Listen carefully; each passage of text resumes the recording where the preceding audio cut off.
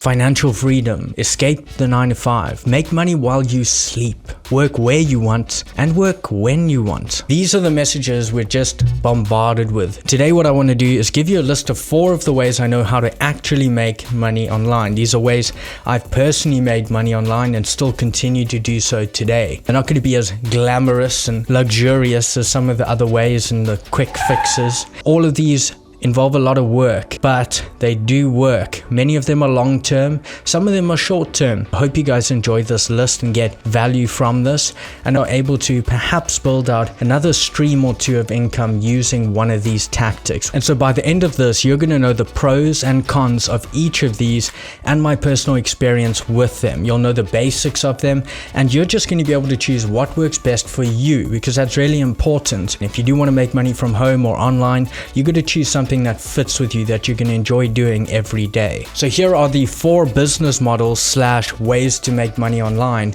and they're in order of the most passive to the most active, and also in order from the most required capital to the least required capital. So number 1 is click the like button. I'm just kidding. So number 1 is actually Amazon FBA. Now Amazon FBA is the 4th business model I tried online after going through 3 others which I did not enjoy or have success with, or maybe I just wasn't good at, didn't gel with me. But since then I focused primarily on this, and that's why naturally most of my content is also on this. So if you enjoy it, check out the channel. Tons of content on this model specifically. A lot of you are subscribers here and you know a ton about FBA, but just hear me out for a second as to why this is such a great business model. So first off, what is it? Well, most of what you actually purchase on Amazon is not sold by Amazon. It's sold by third-party sellers, people like you and I. And you too can be one of these third-party sellers who sell products to other people. Now, what you do if you choose to become a third-party seller is you research what products are already selling well on Amazon. You develop your own better branded version of that product with suppliers. You source a certain quantity and then you launch that product on Amazon and begin selling it to other people. So how can it make me money? Well, FBA is a buy for 1, sell for 3 approach. And so let's say you find a high potential product in fridge organization, for example. Products in this market sell really well. The competition's not too fierce, and you just develop a better fridge organizer. There's something wrong with the current offerings and you create a better one. You know you can sell this product for about $30 according to what the customers already accept. So you find a manufacturer for this product and they can actually give you each product for about $7. That's a customized unit at $7, and it costs you $1.50 to ship to Amazon internationally. So overall it costs you about $8.50 to make this available for sale in the Amazon warehouse. Now you also want time freedom yourself. That's why a lot of people do FBA. So what you do is you pay FBA, Fulfillment by Amazon, to do all the customer fulfillment. That is getting your product to the customer, handling customer concerns and returns. You don't have to do anything practically once your product's in the warehouse, except making sure your product is very marketable and has a good listing. Now the cost of that depends on your product size and weight, but in this case it's going to be about $5.42, and that's actually a pretty good average to go with. But then Amazon's also going to charge you a referral fee. This is for bringing you the sale, because Amazon has millions of customers. You likely wouldn't have made the sale without their customer base. That is 15% of our sale price at $4.50 in this case if we sell for $30. In other words, every time we sell a product, we are going to pay Amazon $9.92 per unit. So overall about $10 goes to Amazon of that $30 sale price. So we get in $30, 10 of it goes straight to Amazon, 20 of it lands in our bank account. Now that includes the $8.50 we paid to land that product in the warehouse. The other $11.50 is pure profit. Now at this point, some people choose to reinvest the whole lot and scale the business a lot quicker, be able to order a lot more units, be able to start product 2, etc. Others choose to take money off the table. So they take back the money they previously invested and now they're just using the profit to reorder. So they're using the house's money, in other words. Some do build this for passive income in like a monthly basis. So they're looking to build this and take income from it and scale the actual business a bit slower. Others choose to not do that, and they choose to reinvest everything to sell this business one day. So what do Amazon businesses sell for? Well, FBA businesses sell for about a 20 to 30 multiple of net monthly profit. So that means, let's say your business just has 3 products, but they sell really well. Let's say they sell 20 units a day or 600 units a month, and each of them collects, let's say, $11.50 profit at a $30 sell price. That's going to be about $20,000 net monthly profit. So if we times that out by, let's say, a 25 multiple, that comes out to $517,000. So $500,000 is what that company could be sold for, with 3 products generating about $20,000 in net profit per month. So you can see the appeal there as well. Overall, Amazon FBA is capital intensive. It's got a relatively high amount of risk because you are investing in inventory. It is incredibly time intensive in the beginning, a point which a lot of people don't mention, but then it becomes very passive once those products are selling. But to get them to that point does take time. The return duration on this really depends on why you build it. If you're looking to pull wages from this business, I would call it a medium return. If your aim is to sell this business, then it's definitely a long-term return. So that's really up to you. You can also check out this video up here if you want to know exactly how to set up your own Amazon seller account. The second big way to make money online, or which I enjoy, is value investing. So what is this? Well, value investing does involve investing in the stock market, but in a very specific way. It starts with researching companies you personally love, or that you would love to own, or that you wish you started. For example, I'm very familiar with Amazon. I'm very familiar with Alibaba. And so these are 2 of my holdings after further evaluation. So you're looking for companies you love and that you believe will be around for a very long time. That's very important. Now you will have your own area of expertise. What do you love doing? What do you know a lot about? And research companies in that area, companies you believe in. At this point is where you're going to value these companies. In other words, you're trying to figure out, what are they actually worth?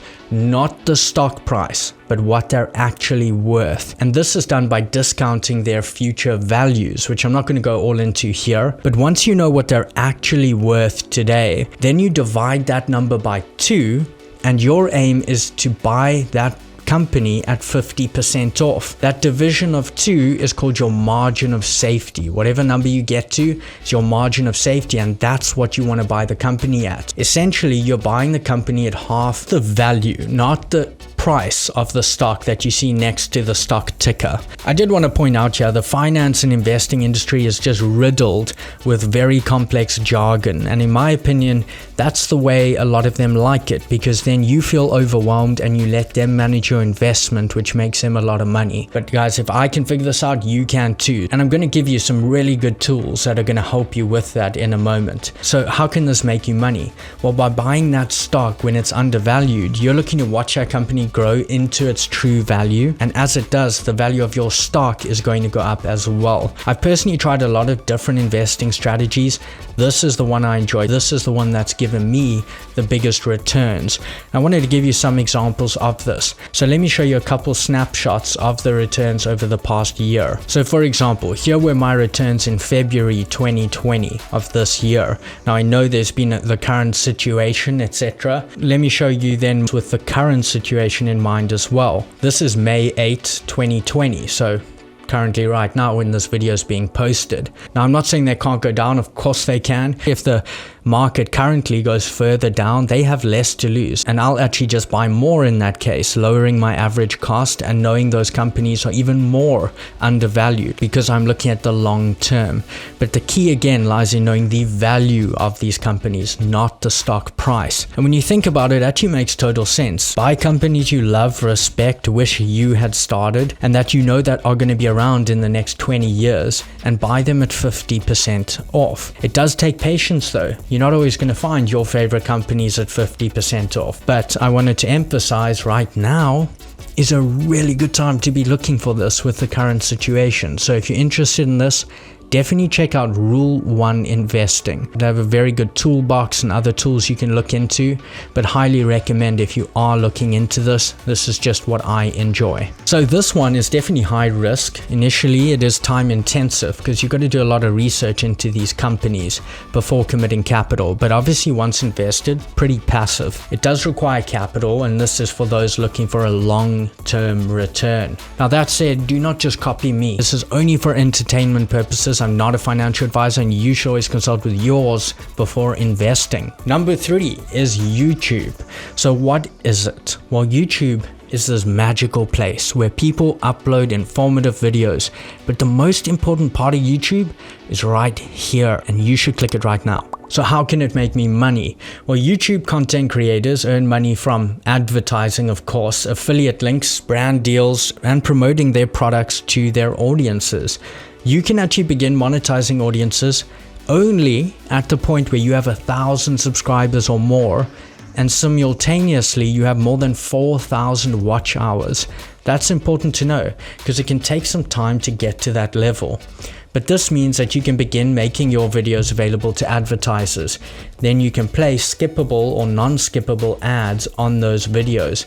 These can be video ads or also banner ads, as you've seen pop up at the bottom sometimes. Now, channels have something called CPM, cost per mil, which actually just means the cost per 1,000 views, or how much you could earn from 1,000 views. And this CPM fluctuates between channels based on topic, primarily based on the content of those videos. So some content is just more valuable to advertisers than other content. For example, product or car review videos might make about $2 per 1,000 views, or $2 CPM, whereas fashion or makeup or lifestyle videos may make between $3 and $7 per 1,000 views. And then you get other niches like business or finance, which can have CPMs up to $50 per 1,000 views. So just know that topic is a huge determinant in how much you will earn in terms of YouTube advertising alone. But this is not the only way that YouTubers make money. Channels also make money using affiliate links. For example, let's say you want to know what camera I use, or what mic this is, or what contraption this is. I could tell you to go check out the link in the description, and what I would do is go over to Amazon Associates and grab a link to this product that has my affiliate code, and I'm going to put that in the description, as I really have done, so check it out there.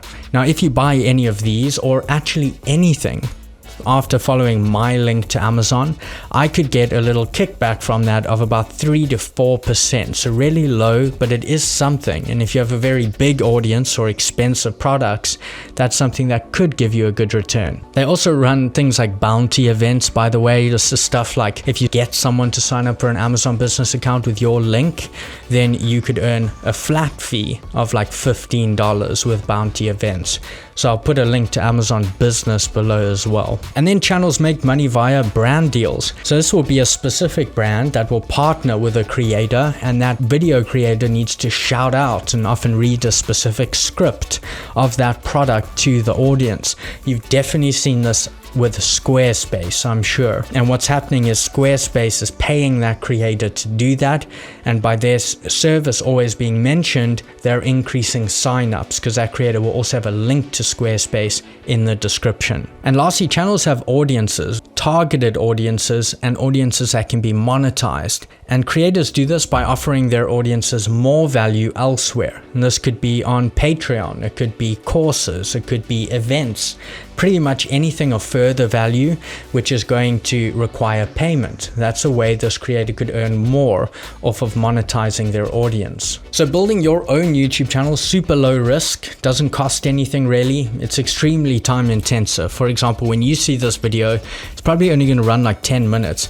But behind the scenes, so much has gone on. For example, I had to choose the topic. Now this one was kind of easy because I've been wanting to make it for a while, but having consistent, valuable topics can actually be really tough. Then I scripted the entire video, and I also figure out where screenshots or screen recording or stock footage need to be overlaid and where I need to mention that. For example, right now I want to overlay some really cool stock footage. Then it really depends on your preference. Maybe ask for likes or subs in creative ways. You have to plan all of that. I run over the content, make sure I'm familiar with it, then I film the video, then I adjust the video, edit the video, upload the video, do keyword research, add the tags, and then you see the video. So overall, YouTube, low risk, very time intensive, and topic dependent earnings. And remember, that's only once you pass 1,000 subscribers, 4,000 watch hours. Growing a channel is tough for most. Some people, get a nice boost somehow in the beginning, but overall it's pretty tough, a long-term investment, but it can be a lot of fun as well. But you have to choose your topic and whether this is something you want to do, but definitely an exciting and cool business model that pretty much anyone could do. And number 4 is freelancing or contracting. So before you go, I know this one you're going to probably say, I know all about freelancing, contracting, but I really wanted to throw this in there because it's a legit way to make a good amount of money and increase your rate over time and in a very low risk way. And I think too many people are focused on passive. You can also do the passive business models while earning from a high income skill that you build. Now you might already have a really good skill, or you want to learn a certain skill and earn from it. And I just want to emphasize that is a great thing to do. It's a great thing to grow over time. So let's say you're building an FBA business and you also want to do value investing, for example. Both of those are capital intensive, especially in the beginning. But let's say you get Amazon FBA up and running and you earn a bit of a wage from that and then split up that wage so you can invest some of it and, value invest, etc. That's totally fine. But in my opinion, especially for the younger entrepreneurs out there, I would build a high income skill while building your passive business, and build your passive business to sell it one day. In other words, your Amazon FBA business is building itself. It's perpetually reinvesting in itself, and this is long term. At the same time, you're earning from a high income skill, short term. And you're able to invest that income very wisely through something like value investing or whatever gels with you. So in this way, you're giving yourself long-term and short-term earnings, but you're also giving yourself breathing room and different avenues, different income streams, and earning for things based on your time. There's nothing wrong with that. I know people want to move to passive, but sometimes this is just a component, just part of it, or a way to actually invest in your passive vehicle that you're building. So what is it? Well, freelancing, first of all, is using any skill online, generally from home, that's why it's on this list, to further someone else's business, and you get paid for using that skill to help someone else. And you can usually earn more the more you practice that skill, the better you get at that skill. So contracting is similar to freelancing, but it's a bit more formal, and it's usually a more long-term thing where you sign a contract with a company. There's actually a lot of people currently moving from employed work, where they're going to an office, to contract work. Both of these though have the benefit of your own time management and being able to work from home. A lot of people also enjoy this one for the stability of the income it produces. There's less risk involved, but yes, it does take more of your time. So how can it make you money? So there are places like Fiverr or Upwork, which are basically platforms where you can post your skills. You can sign up for an account and create your own portfolio there. You can showcase your past work, and people will hire you for jobs.